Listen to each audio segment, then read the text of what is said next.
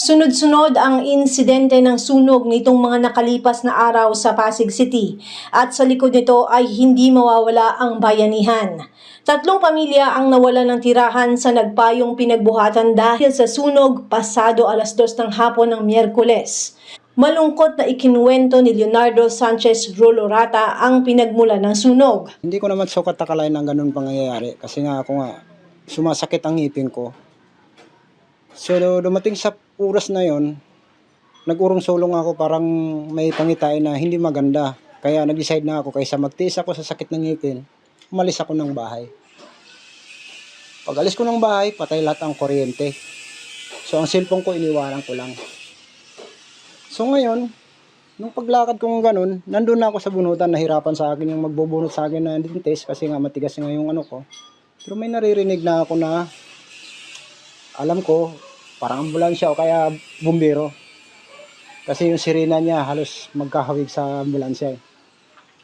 So ngayon dali-dali ako, naabutan ko lang dito sa may elementary. Bakit napakaraming tao at maraming bumbero? Hindi ko naman sukat akalain na yung bahay ko naman pala masusunog. Napakamot na lang ako sa ulo. Hindi naman natin ginusto. Ang pasalamat ko lang sa may kapal na walang nadamay. Walang nasaktan sa pamilya ko, pati apo ko. Salamat na lang tayo sa may kapal na hindi tayo nakapinsala sa mga kapitbahay. Nagsimula yung apoy na yan, isa lang prospect ko kasi nagsimula siya sa kalagitnaan sa kwarto ng anak ko eh. Sundo na katapat ng solar.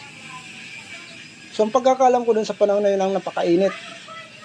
Siguro hindi na siya nag-umatik, ang alam ko nagkakarga siya, nagcha-charge siya. Dumating sa punto, sabi ng anak ko, Papa, sa bubong nagsimula ang usok. So buo nang ang ano ko, na doon nagkukos siya ng apoy. Wala na akong magagawa kasi nandyan na eh. Tupok lang, napakabilis, 20 minutes. Dumating sa puntong ngayon, nagkabulabugan na.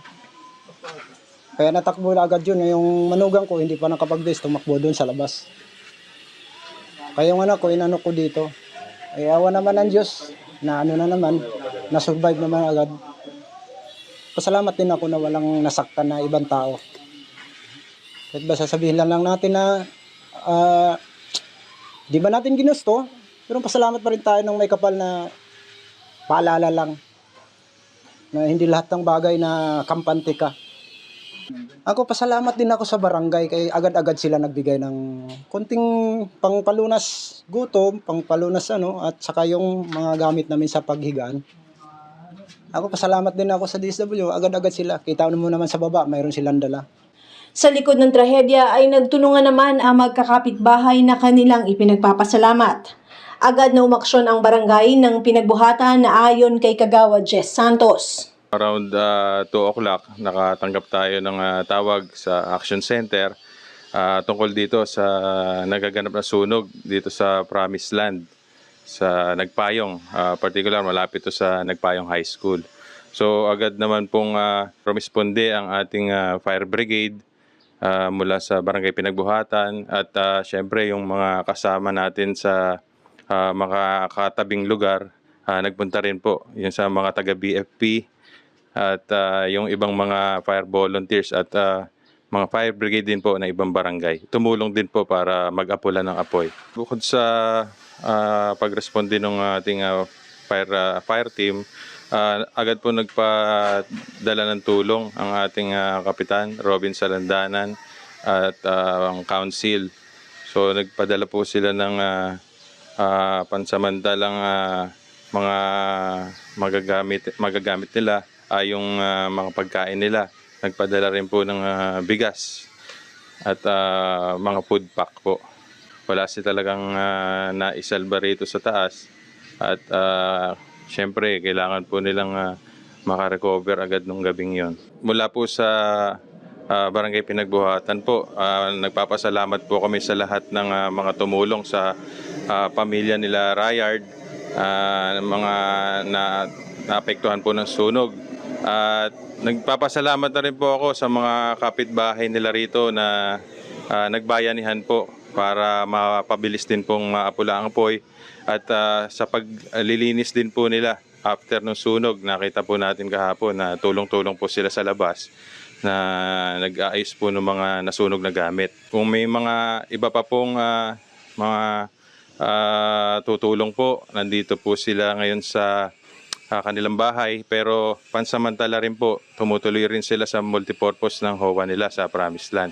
Sa mga naapektuhan ng sunog, no, sila Ryard, yung pamilya niya, mag-ingat lang po tayo at magpasalamat din po tayo sa Panginoon at naging safe po lahat, wala po nasaktan. At dito lang po ang barangay. Nagpapasalamat din po kami sa LGU, sa Pasig LGU, sa pagpapadala rin po ng tulong para sa ating kabarangay. Paalala lang din po sa ating mga kabarangay, lalong-lalo na rito sa pinagbuhatan, no? Magdoble ingat po tayo. Ngayong panahon ng tag-init, madami pong mga kaso ng sunog. Ingatan po natin. So pag yung mga appliances na hindi naman po natin ginagamit, make sure lang po na plug out siya or hindi siya nakasaksak kasi kumukonsumo pa rin siya ng kuryente. At marami rin pong kaso ng mga electrical fire ng mga poste. So sanhi po kasi yun yung mga overload ng mga kuryente. So hinihikayat ko po rin ng lahat. Hindi lang po rito sa barangay, syempre sa lahat po ng makakapanood nito na mag-ingat po, doble ingat. Ngayong panahon ng tag-init ay talagang prone po ngayon talaga sa sunog. Samantalang aabot sa 127 pamilya ang nawala ng tirahan matapos matupok ng sunog na umabot sa ikatlong alarma ang tinatayang 50 kabahayan sa West Bank Floodway, Barangay Rosario, Pasig City pasado alas 4 ng madaling araw ng Lunes. Mabilis na kumalat ang apoy dahil gawa ito sa mga light materials. Bali, may nagsigaw lang na sunog. Bigla na lang po kaming nagising at nag-aapoy na. Mula po nung Lunes ng gabi.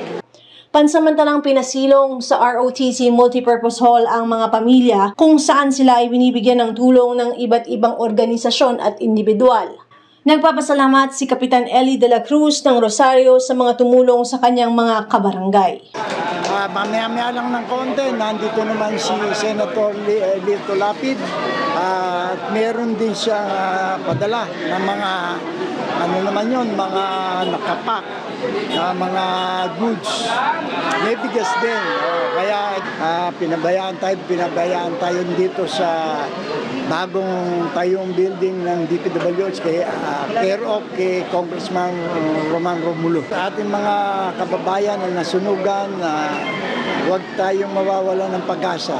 Yung mga dumadating na grasya na yan, nangangahulugan na hindi natutulog yung mga kasama ng Diyos, nakatungay pa rin sa atin para alagaan tayo sa masamang kaparalan natin sinapit. Kaya pasalamat tayo. Ang mahalaga dyan, magdasal tayo, pasalamat tayo at sana tuloy-tuloy hanggang sa maitayo natin ang panibagong bahay natin sa tulong naman ng ating Mayor Vico Soto.